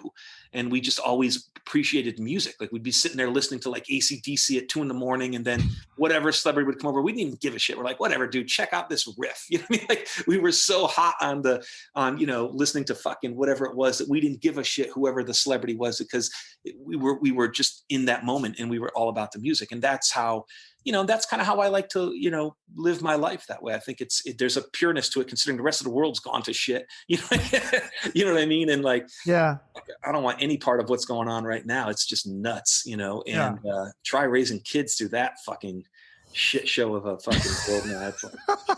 Well, that's why I love what you do. I love the art. You say, yeah, you're not curing cancer, but you're entertaining. And I mean, for me, it was like, I don't think I would have made it through my teen years without music. So I appreciate. Yeah, I don't even know where I'd be without music. Like it allowed me to focus and maybe it allowed me to shut out a lot of the negative stuff and just stay. So I couldn't be more grateful for it. And that's why I hold it like as dear, but then I kind of keep it loose too, because I think if you hold things too tight, like that's why I'll share any information. I don't care. Like if it makes somebody else create something better, then awesome. I kind of feel like I benefit from it because, then I get to enjoy that cool fucking piece of music they made or whatever, you know what I mean? So, that's just how I and honestly, let me leave by saying this. What I liked is that kind of like when I was playing with Jack, it didn't matter your age or your ethnicity or your color. No one gave a shit. It was just like, you got the goods, come up on stage. You know what I mean? And if you delivered, you got the attaboy or the attagirl. And if you didn't, then you were like, dude, do that. You got to up your game. You know what I mean? And it was kind of like, it made you want to be better. And like all that social